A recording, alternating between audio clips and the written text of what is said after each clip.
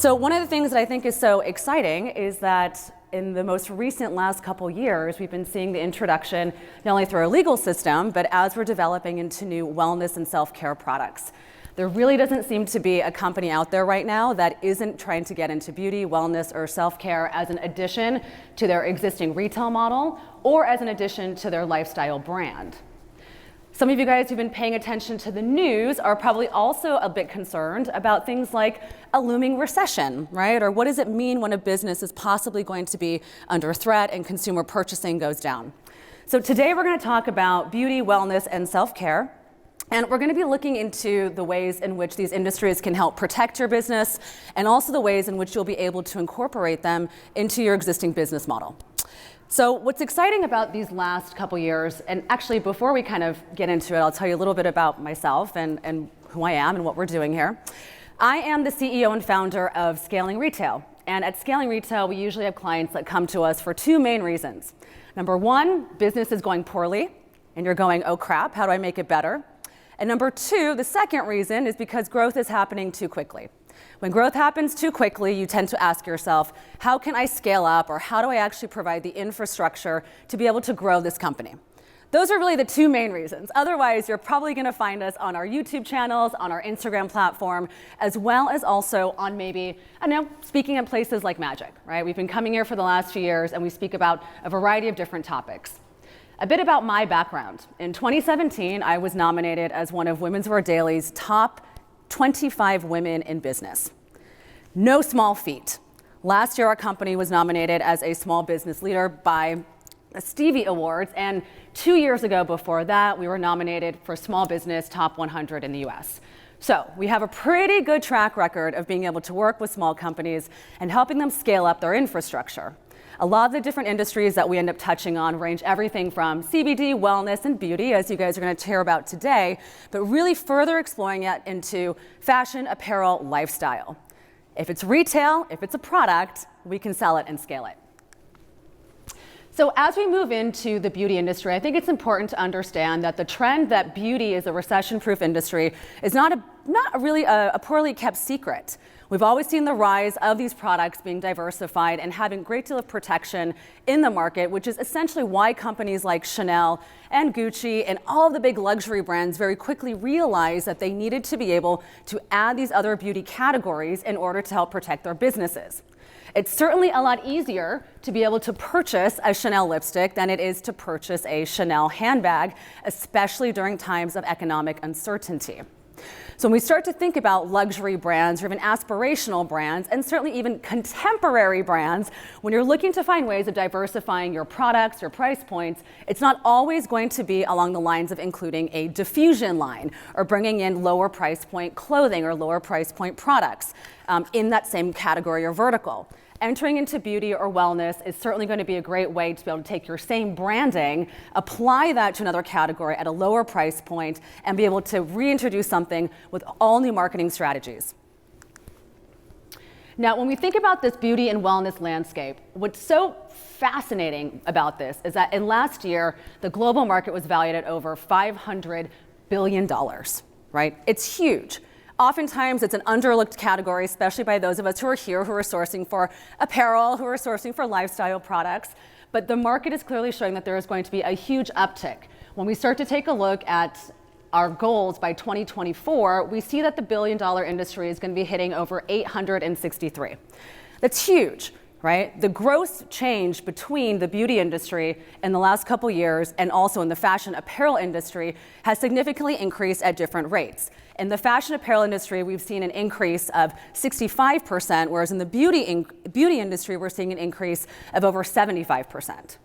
So the pie is getting bigger, the markets are getting bigger. Certainly fashion apparel is growing, but the beauty industry is growing at a much faster rate of change. Why is that? Well, when we think about the different categories and how brands are starting to explore this space, we're seeing a huge rise and change in terms of diversity, in terms of inclusion, and also the way in which we're looking at mental care, self-care, and how we're starting to take care of ourselves. The wellness market in 2015 was a $3.7 trillion market. Wellness is certainly very different than beauty, right? In our beauty categories, we look at traditionally things like lipsticks, foundations, all the basic things you would think about in a color story.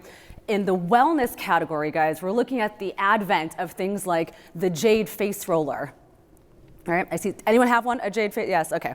Does anyone actually know how to use it? Yeah, okay.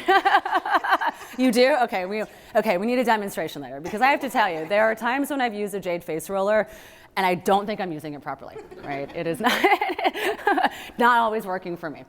When we think about where this industry is headed, we're also seeing that it is continuously growing, not only through the way influencers and the way that marketers are starting to incorporate wellness, but also in the way in which we're becoming more open and talking about the ways in which we take care of ourselves. It used to be in the past that the beauty and wellness industry was really relegated just to women, right? But we're seeing the expansion of beauty and wellness into men's categories as well. With the advent of talking about things like mental health, we're also seeing supplements. We're seeing all sorts of other accessory products that are coming in that I have to tell you, 10 years ago, I never would have thought myself to buy something called a nootropic, right? But now I'm saying, oh, I'm getting some advertisement on Instagram and I'm buying my vitamins and my supplements and all these new wellness products from these very beautiful ads. That simply would not have been the case a few years ago. In fact, it's super funny. One of my friends the other day ended up doing a post about supplements, and she said, choose this or the other. Did you buy your supplements from Amazon or from an Instagram ad, right? 80% of the people who responded to her Instagram post ended up buying supplements from an Instagram ad. Obviously, this poses some ethical issues, and I'm not going to go into that because I'm not a lawyer and I don't know exactly the landscape of that, but I can tell you that when we're starting to buy products that we're putting into our bodies on Instagram, that tells you, number one, the power of Instagram, right, to influence what we put inside of our bodies, and number two, it tells you the power of driving really strategic marketing, right? The ability to have someone understand and say to themselves, wow, I believe that this one particular picture and this very small landing page is enough information with these testimonials in order to purchase something. So consumers right now are drawing so much attention into themselves, right? How can I better my lifestyle? How can I look better? How can I feel better? And they're also talking about it more. Beauty and wellness used to be best kept secrets. Now there are things that we openly talk about as we move towards diversity, inclusion, and a more open consumer landscape. So where the market is headed. So $382 billion in 2010, primarily looking at hair care, cosmetics, and skincare. 2020, $532 billion, incorporating categories like CBD, tech customization, treatments, lotions, supplements, right? We're seeing that the pie is not only getting bigger, but that there are more slices of the pie. There are more niche markets now that we are able to exploit and grow into. It's a pretty slide, I like that one. So what are the new trends? We touched briefly about clean beauty products, vegan, organic, synthetic-free, cruelty-free. We're talking about also CBD infusions. We're looking at wellness supplements and accessories. And in marketing, we're embracing diversity in a much bigger way than we ever have before. We are seeing beauty brands come out with so many new shades, right? So many new undertones. We're seeing people of color, non-binary shoppers, older women and men showing up in our experiential, in our marketing, and in the products that are being developed. Now, as we start to explore experiential and non-traditional marketing, we're seeing so many more brands do pop-ups around conversations, panels, and really opening up the conversation around what it means to have mental health, well-being, self-care. I can't tell you how many times I see on my Instagram feed an experiential pop-up or someone who's talking about how they're going to be bettering themselves, right? I'm guilty as charged. I also do a lot of reposting of these quotes and these things about well-being because I too believe it's important to be able to talk about. Would I have done that about 5 years ago? I don't think so, right? Climate is changing. We are all evolving and we're developing. So when we think about clean beauty, when we think about what are the different components that lead to that, we're looking at natural, organic, vegan, and clean. And between 2019 and 2023, we're seeing a rapid increase of about 7.1%, and in 2025, the vegan cosmetics market is expected to surpass $20.8 billion. Now, what's interesting about this is it used to be that distribution of vegan cosmetics were only going to be found in places like Whole Foods. You would only find them in places like very specialty and niche markets. And now what's happening is the diversification of these products are infiltrating small specialty stores, bigger retailers, and really productive direct-to-consumer online platforms, as well as independent brick-and-mortar stores. So the concept of being vegan, or the concept of being cruelty-free, has rapidly shifted from something that maybe my parents were interested in as they were growing up in a more hemp-oriented, organic way, and the marketing and the branding is actually being shifted towards something that is a lot more hip. It's a lot cooler, it's a lot more sleek, and the way in which we are integrating that into our consumer behavior is in a way that's very sexy, right? Could we ever have thought that vegan beauty would be sexy beauty? But it is. Some of my favorite brands here, I think, have been doing such a great job in terms of how they are doing their marketing. Anyone here familiar with Moon Juice? Okay. If you do not know Moon Juice, you need to find out about Moon Juice. Moon Juice is one of my favorite brands. In fact, they actually launched out of Los Angeles, really focused on developing smoothies, right? They kind of started off as being a smoothie shop, and then they expanded into creating things like supplements, skincare products, and now they have a huge, huge following. Right? Again, starting to blend things that we put inside of our body to the things we put outside of our body in a way that is holistic, vegan, and certainly, I'm from LA, a place where everyone is looking to be able to find the leading trends in wellness. So, new product markets. So we're looking into this category of CBD as a new product market. Again, something about 3 years ago that I believe we wouldn't have touched with a 10-foot pole. However, when we start to see companies like Sephora and we start to see companies like Walgreens and CVS starting to introduce those product categories, there's a huge key performance indicator here, guys, that the market is rapidly shifting and it's no longer a taboo product line. It's no longer something we have to hide away from. We're also seeing a lot of strong regulations that are protecting customers from harmful and potential hallucinatory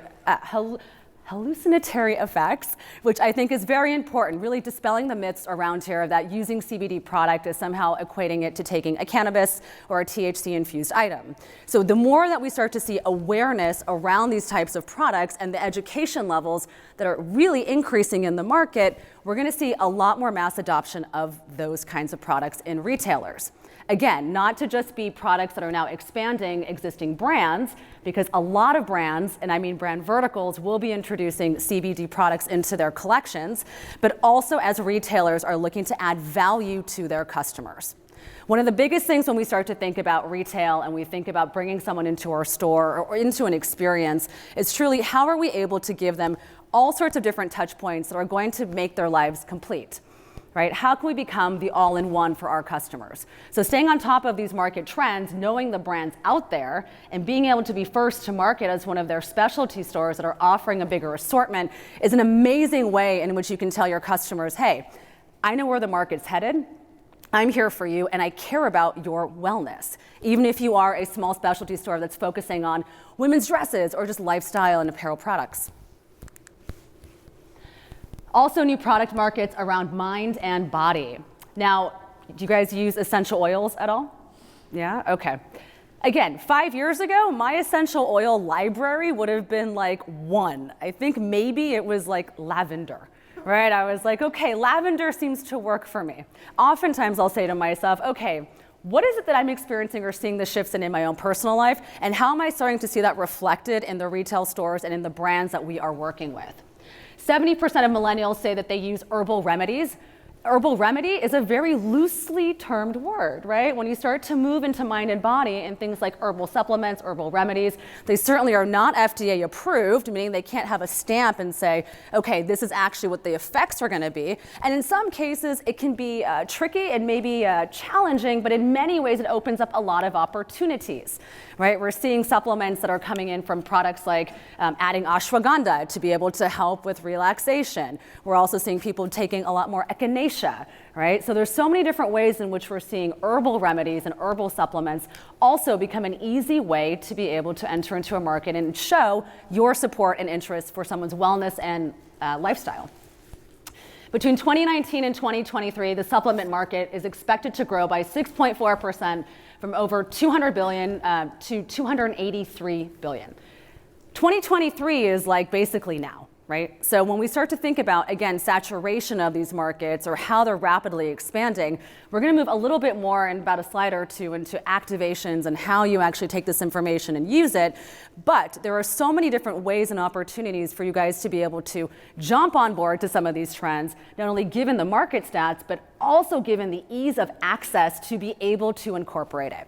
And I think that's probably one of my best points out of today, which is the market trends are very clearly indicating that global beauty, wellness, and holistic remedies and supplements are one of the primary ways in which you'll be able to recession-proof your business, but it's also an easy way to do it.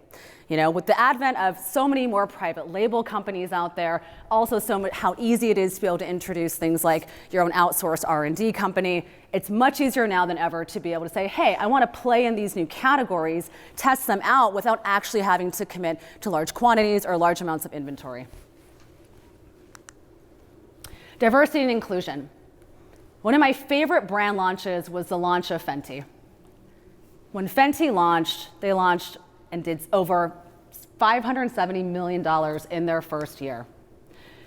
The Fenty effect has effectively changed the way beauty is looked at, right? 40 plus shades, right? Which is amazing, right? When we think about undertones, foundation, skin color, concealer. There was a very long time in our history of beauty where diversity and inclusion was something that was never talked about. Today, if a brand, any sort of retailer or lifestyle brand, if they are not incorporating any sort of diversity and inclusion, they are categorically not just shutting out dollars, but they're actually turning away social media fans, followers, and marketing proof, their social proof. It's not only important today to be able to look at diversity and inclusion as a fundamental nature of how we do business, but also a fundamental way in which we connect with our consumers. Right? So being able to look at that not only from, I would say, the beauty categories and having that not only be in terms of ethnic diversity, but also looking at things like unisex makeup, right? Starting to address things in beauty and wellness that really look at a broader landscape of LGBTQ people. That also takes a look at regional differences, where we're from, cultural differences, having our advertising and our marketing truly reflect those people who we are wanting to get in front of. And when we think about the fact that over 70% of millennials are looking at diversity and inclusion as a primary factor to be able to onboard or get loyal with a brand, and over 60% of Gen Zs are looking at that as a key indicator, again, it is a no-brainer that as you're diversifying your advertising, your product collections, we have to be looking at size inclusivity, ethnic diversity, and all of the rest of the things that are going to help your brand be reflective of the consumers that you want to be selling to. These are some great brands. I think I've done an amazing job with their advertising. I love the way that Lush has been able to take their skincare products and show men in their advertising and open that up. The men's industry, men's skincare and men's beauty, again, is also one of those major market players that we are starting to see so much more game in. It is also one of the most undersaturated markets as well. When we start to think about utility products, utility sunscreens, being able to introduce things like, you know, a bionic chapstick, right? Or something that's going to be able to really add value to a man's lifestyle and his skincare and his beauty regimen. There is so much opportunity right now to enter into that space that, again, as we think about utility products, men and women using them, or pitching more specifically to men, this, I think, is a great way to be able to be successful and could continue to pivot as the market shifts. Experiential marketing. So experiential marketing, I think, is something we hear so often. You probably can't go through a single seminar today without someone talking about how do you get people to come into your store? How do you get people to show up to your pop-up? How do you get people to actually engage with your brand? When we look at this through the lens of beauty and wellness, we are seeing the easiest ways to be able to do experiential. Why is that? Well, when you have a clothing brand or when you have a footwear brand, it's a lot harder to get people to come in and try things on. Take their clothes off, they have to put it on, maybe they're looking at it, they're touching it, but to be able to get them to convert takes a lot longer simply by the nature of that product. When you're thinking about things like beauty and wellness, it's so much easier to be able to put it on your hand, spray it on your wrist, try the cream on your neck. Very easy ways to be able to say, hey, you can convert this purchase very easily in store because you have a quick access point to try it on and see if it works for you. Now, Club Monaco, I think, did an amazing job. They're certainly not a small to medium-sized business, but they did an amazing job when it came to introducing beauty and wellness into their stores. They had rotating merchandising coming in, so every 3 months they had new products. And what was really cool is they created a lot of personalized experiences. So one-on-one consultations, right? And what's so interesting about this type of model, and you've seen it already duplicated in places like Sephora, is that if you have a small retail store or you have a brick and mortar operation, to be able to have your customers come in for one-on-one appointments, to get their makeup done, to get a facial, to be able to get a manicure, is not only an easy way to drive customer loyalty, but to drive high average unit orders, right? To drive your units per transaction. So that experiential element becomes something that's easy to engage with. It also becomes very easy to get people to convert. And as far as being able to offer a wide assortment of products, well, we'll talk a little bit about how you pick and choose those products. But guys, it becomes very, very low-hanging fruit. The way you merchandise items in a store becomes easier. You're looking at adding things by your POS. You're looking at little end caps, maybe something in the dressing room. Marketing authenticity. Again, as we talk about the ways in which millennials and Gen Zs are starting to be able to approach marketing in more authentic ways, we have to ask ourselves, how are we engaging with them on our digital and social platforms? Companies like Glossier have done an amazing opportunity of defining and asking their customers to define for themselves what beauty can look like. Using strategic hashtags like Self-Care Sunday, I think, is an amazing and fun way to be able to incorporate that into your digital strategy.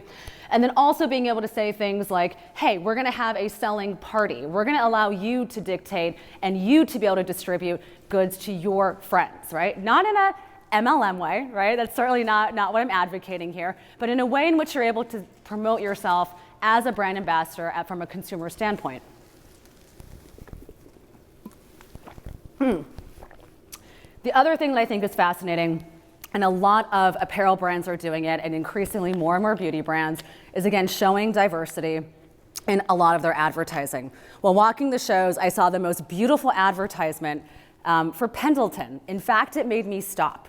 I stopped and looked at it, and I saw these two very diverse looking people together. They were beautiful, they were so diverse, both in terms of size, shape, ethnic diversity, age, and it was beautiful. And I looked at them and I was like, wow, this is an amazing looking ad. Funny enough, the guy inside of the show, in the booth, had never seen the picture before. He was looking the other way the entire time for the last 2 days. And when I showed it to him, he was surprised. He also really appreciated it, but it made me stop. Right? And I think that it's important that as we look at our advertising, that the consumers you're wanting to pitch to see themselves in it. Right? They understand what you stand for. Even if they don't see themselves in a very one-to-one vertical way, they are definitely seeing that you, again, are on top of where market trends are heading. So as, again, we look at diversity and inclusion, we want to say to ourselves, if 78% of millennials are going to spend on an experience and share these products with marketing authenticity, right, then you better be authentic, right? You better be able to show up as your brand is and as you want to communicate. So, influencer marketing. This, I think, is super fun, right? So I know there was just a really amazing talk earlier about how to work with influencers and what to do around influencer marketing. But when it comes to the beauty industry, guys, we are seeing one of the biggest shifts in terms of how the beauty industry is capitalizing on YouTube. Right? YouTube tutorials, the ways in which we're seeing the most diversity of who is coming out as being the big makeup artists, right? We're seeing massive shifts here, and it is not only making the influencer industry in beauty explode through YouTube, but we're seeing product collaborations, private label launches with these companies, and we're starting to be able to see a lot more traffic and sales that are being happening on YouTube from these really big influencers. And again, when we start to ask ourselves, when did this trend start? Well, these guys were on there way before there were all these special effects, right? They've been on here for the last 7 to 10 years, but now bigger companies and brands are starting to take note of them and start to work on these product and brand collaborations. So when we think about these kinds of collaborations and the best examples of them, you know, one of the most interesting or fun things that we've seen is kind of how these brands are starting to co-collaborate. Now, what's funny is that I have to say, when I saw that Disney was launching a makeup line that was based around The Lion King, I was like, oh my God, this is such a bad idea. Like, how crazy is this? However, what was so interesting about this is we saw a huge rise in not only The Lion King in terms of people who were watching it, but also in terms of the sales. And the brand that launched it and the makeup artist that stood behind it was Beyonce's makeup artist, right? So we saw a lot of great cross promotion on social about how this was a big opportunity for them. However, it seems a little off base, right? At least for me. But seeing something like that come into the market, seeing how people captured it says, oh wow, maybe there's an opportunity here as you introduce beauty and wellness products to look at ways of being able to go into collaborations. There is no way that we ever have to do anything alone. We are stronger together. We are more profitable together. And doing strategic planning and being able to get those collaborations will help you get your word out farther. It'll add more social proof and brand equity, and it'll help to increase your bottom line. So brands and retailers getting it right? When we think about things like H&M and Topshop and Bandier, they are doing a really amazing and interesting job of being able to introduce beauty categories. Now, certainly these are the big guys, right? So if you're a small retailer, you're saying to yourself, okay, well, am I really going to be able to see, such a huge increase or be able to actually launch 700-piece beauty collections like H&M? Absolutely not, right? That's not possible. But when we start to take cues from where the bigger retailers are going, right, the ones who are spending hundreds of thousands of dollars on their market research because they cannot afford, right, to do these huge launches without being well researched, we can take some major cues from them. When I see something like Topshop, which debuted their basics collection in 2010, we are now seeing that their brand is also having big distribution, right? They're getting better influencers and collaborators because they've been able to enter into that market. And what's funny is that the influencers that you would normally work with on fashion and apparel has now doubled because you're going into beauty. So as far as what those marketing reaches and opportunities are, you have so many more possibilities because you've now expanded. Maybe it's not 700 pieces, maybe it's 7 pieces, but you've now expanded your reach and your relevancy. Okay, how can you add beauty and wellness to your existing brand or online store, right? We've talked a little bit about some of these bigger retailers, how they're doing things, where are the market shifts happening, what are some of the financials and the landscape as to why we should do this. But now we need to talk a little bit about how you can do it and what do the actual execution strategies look like. So ways that brands can enter the market. The very first step, guys, as you're looking internally within your own brand or your own retail store is to ask yourself, okay, do I want to go into private label? Or do I want to go into R&D? Now, oftentimes when you're thinking about private label, it can be very hard to choose a private label supplier. Why is that? There are so many. It is hard to vet. A lot of them have terrible websites. So you're going on there and you're like, is this real? I don't know if it's real. Like, how do I start to vet that process? So private label is great for a number of different reasons, but it can also be scary if you're unfamiliar with how to vet them or where to look for it. R&D can be a little bit scary because you're investing so much into developing something that is special. Sides on the private label side, you can actually test and launch with so many more products at once simply by using your own labeling, by actually adding your own scents or fragrances to it, and being able to collaborate with a private label manufacturer. You might even be able to negotiate great MOQs simply because you want to test and you want to build a relationship. The great thing about R&D is you can actually be known for something. Right? So imagine if you have, let's say, a loungewear business, right? Or a sleep business, right? And you're selling a lot of nightgowns and a lot of jumpers and PJs. And gosh, I love those like matching PJs. But let's say I want to be able to launch something that's going to be a great product extension for that. Well, I might say to myself, okay, let me look into some sort of sleep elixir, right? Like maybe it's worthwhile for me to invest into these herbal remedies to be able to do some more research and development and to be able to say, hey, like my brand is now owning this space or creating a signature product, right? It's not often that we can come out and say we are first to market or we've developed something unique and special. So aside from just branding or putting your label on something, being able to come out with something that's unique and special gives you a great PR play, and it also allows you to own the market in a very unique and special perspective, right? Great for PR. Validate your entrance into the market. So collaborating with subject matter experts and influencers. I like to say subject matter experts because it's not always working with an influencer that's going to get you the exposure that you want, but looking at the ways of who the subject matter experts are in your space that you want to be partnering up with. Who has the social capital and who has the social proof? When we're seeing companies that launch with new product categories, making sure that they have the right brand ambassadors becomes just as important as having the right product. It's almost like saying, I've spent so much time building and working on this collection or assortment of products, but I'm not going to spend the time and energy to market it efficiently. You might as well have never done it in the first place, right? So when we start to think about the value, right, of being able to have the right marketing strategy, you almost want to be building your strategy before you are launching your product. It's quite as simple as saying, hey, like this is my business plan in many ways without having it be so formal, right? Business plans tend to be somewhat static, but this is definitely something fluid. So going into this process from the get-go and kind of understanding how you plan to reach the market, what the strategy looks like, and then saying, okay, based on my consumer behavior, based on how people are shopping, let me go back and start to develop the products and goods and services that I can now incorporate, right? Smarter than saying, oh, I feel like this might be a good idea, right? And then spending so much time and energy launching something and then saying, hey, actually my customer, they didn't want that, right? So I would say look at your influencers, look at your subject matter experts that you want to partner with on the beginning, right? At the beginning, before you spend so much time and energy on product development. The other is offering very niche solutions. So when we think about what the needs are in the market. I was at Outdoor Retailer last week, and it was so fun to see like this whole section of CBD products, right? And they were so niche down. It was like, one was for my face, right? There was like 3 different face serums, a company that was specializing in sleep CBD, another company that was specializing in, and then it was like muscle and joint pain. And all of these different companies are very much niching down into what they offer and what they do.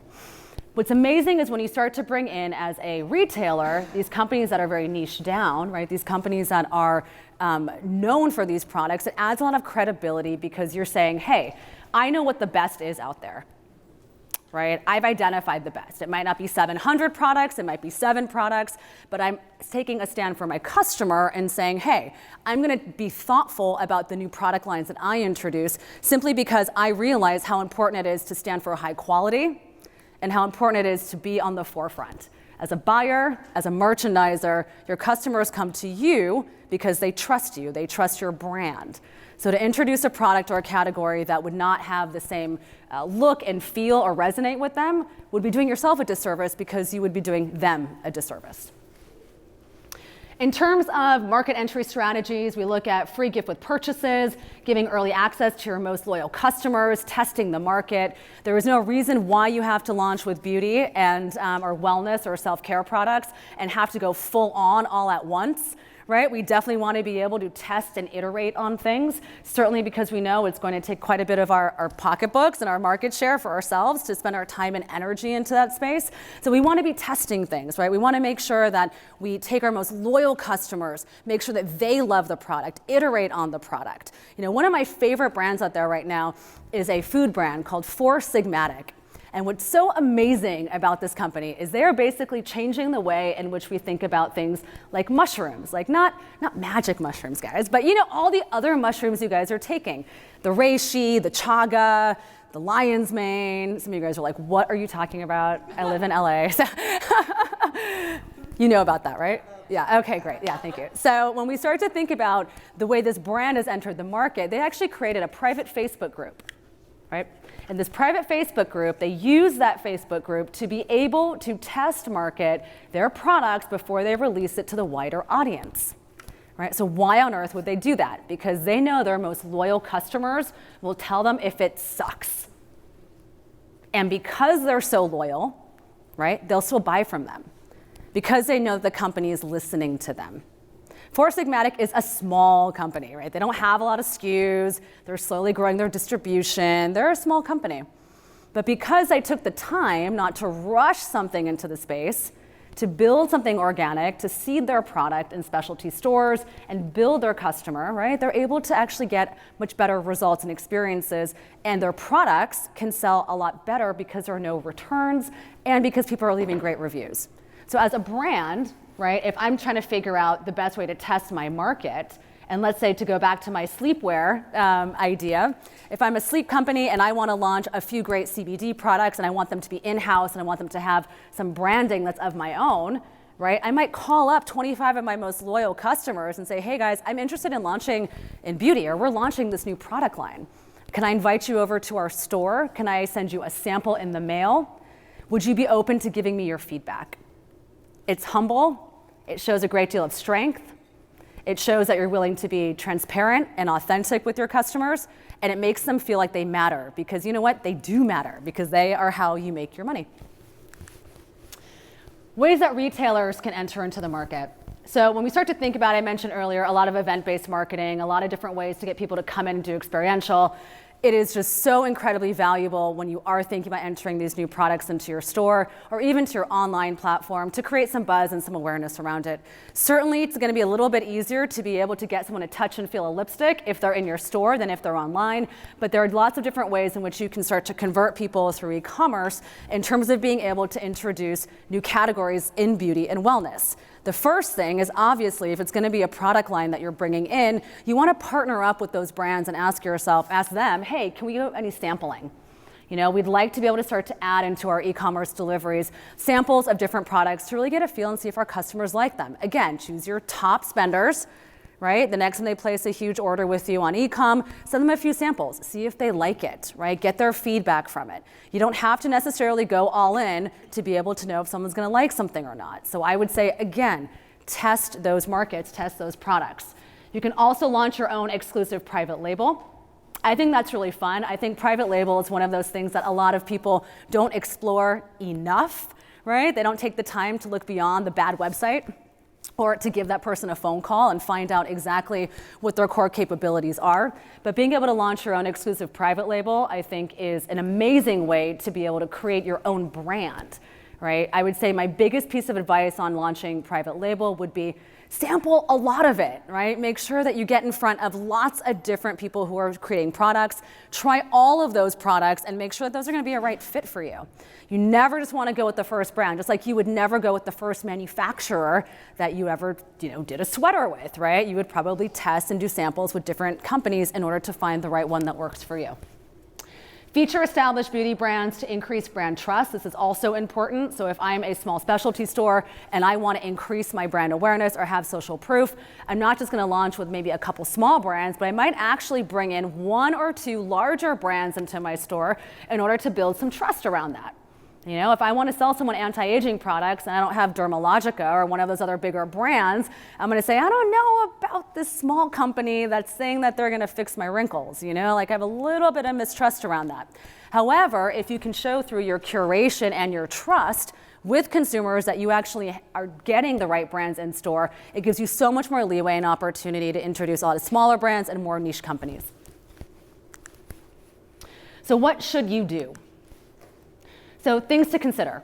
Obviously, we're seeing a huge rise in natural and clean beauty products. If there's one category or one area in which you are looking to enter into the market, clean beauty is going to be one of your best bets, right? The reason why is because there has already been so much R&D done in this space in the last 20 years. This is not new. This is just being rebranded. Clean beauty is something that has been very successful, again, through companies like Whole Foods or other kinds of, let's call them a little more hippie grocery stores. But this product category is so well researched, and they're becoming so much stronger in terms of R&D, so much stronger in terms of the science behind it, and clean beauty is something that is taking really the industry by storm. It's not only impacting things like color products, but also a lot of our skincare products are now really being focused on clean beauty. Whether you call it clean or you call it vegan or you call it sustainable, right, it all is coming down to the very same principles. Private label challenges, MOQs, and brand recognition, definitely something that you want to be able to consider. So how are you going to hit those minimums, right? What are the kinds of investments that you're going to have to make around that? How you test market those products with that customer, making sure that you know that they actually want the product before you actually invest so much time and energy and resources. One of the most interesting things that, is a bit tangential here, but one of the most interesting things that I've recently, I'd say in the last like 6 to 9 months, have become more familiar with and in depth around is the concept of the jobs to be done philosophy. I don't know if you guys are familiar with this. It comes out of Harvard Business School. And when we think about this concept of jobs to be done, we really ask ourselves, it's a process of interviewing your consumers, but it really allows you to get to the heart of what it is that your product, brand, or service, what is the job, right, that is doing for that customer, right? Sometimes in fashion, we tend to say to ourselves, well, they don't really need it. It's just going to be an impulse emotional buy. But that is a job, right? Whatever it is that your clients and customers are coming to you for is an exact trigger point of how you should be building your business around that. So being able to take some of your customers existing, or even your customers that you would like to have if you haven't launched yet, and being able to ask them exactly their key emotional drivers around purchasing, chances are you're gonna get better answers if it's not you who's asking them these questions and maybe someone else. It's gonna allow you to build a product line and an assortment and help you cater your marketing and your advertising to exactly the emotional drivers that your customers are looking for.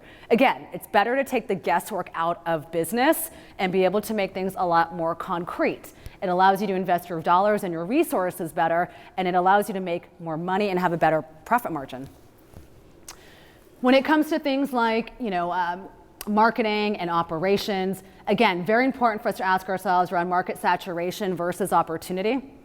There are a lot of e-commerce websites out right now. In fact, direct-to-consumer beauty is probably one of the most saturated right now, right? If you're a beauty brand exclusively, right, and you haven't already spent a lot of money on your research and development or a lot on marketing, launching a direct-to-consumer beauty brand right now is very challenging, right? Even a lot of VCs are like, oh my gosh, I don't want to touch this market because there's just so much that's happening right now. And because of so many influencers who are now launching with their own cosmetics and beauty lines, it is also way more challenging to be able to create some noise around that. So you're much better coming at it from a side, right? You're much better saying, I have this brand, I want to do a collaboration, as opposed to saying, I just want to launch my own DTC beauty brand. Very, very challenging to be successful in today's market. You also want to be vetting the background of your collaborators and making sure that your consumer perception and the validation in the market is there. So again, who are the people you are working with? Making sure they actually stand for the values, that they stand for the principles that your company believes in, not necessarily looking at an influencer or a subject matter expert as someone who's a hype slinger, but looking at someone who's actually going to be able to provide a lot of value and social proof to your business model, right? These should be longer term partnerships, right? 6-month partnerships, 1-year partnerships, not just one post on social media partnerships, right? So how you go about infiltrating or seeding the market is very, very important simply because of the needs for authenticity and transparency.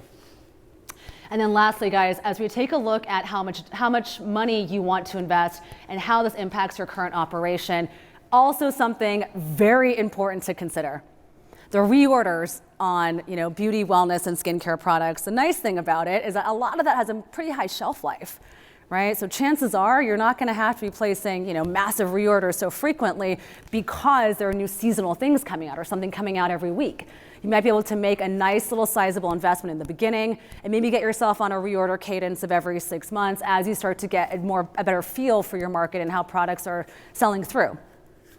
But as you also think about the needs of your skill set for your customer service people, of the people in your store, and who's going to be selling the product, again, it's very different than getting someone into a pair of jeans, right? If you're going to be able to sell someone on an entire beauty collection, or you want to sell them on these particular wellness products, you're going to have to educate your staff and make sure everyone knows exactly the key benefits of it, just like you would any sort of other new brand that you were introducing into your retail store. What are the risks? What are the benefits, right? How do you make sure the customer understands and feels good about that purchase, right? What are the ingredients in there that are going to add value to them? Making sure you're not overselling it, but that you're well educated enough. The really cool thing that's going to happen with any of you guys out there who are introducing these new products into your store, if you're not going the route of doing private label, but you're bringing in outside brands, chances are that brand is going to be more than willing to be able to bring someone into your store in order to do trainings and demos and be able to activate your local market. That, I think, is probably one of the biggest levels around experiential that we're not really capitalizing on enough. right? Sometimes we ask ourselves, well, how am I going to create all this hoopla, or how am I going to create these events? But if you are in a small regional market, not a lot of distribution of those products in your market, guess what? That brand is likely going to want to capture some of that market share. They're probably going to see your small specialty store as an opportunity to seed the market and see how well it goes. And then who knows, maybe they'll start to add their own ad dollars to trying to get more of that market share on their e-commerce business, right? So it's a good play for those brands just as much as it's a good play for you for in-store activations. So guys, we are wrapping up. As you start to think about things like where to start, if you start to think about your marketing and branding analysis, or even where to allocate your funds and resources, this is definitely an industry that I think adding into your existing assortment plan, adding into your market strategy, looking to recession-proof, also looking to add in diversity and inclusion, right? Very, very important to start to think about all of these ways of integrating them into your business.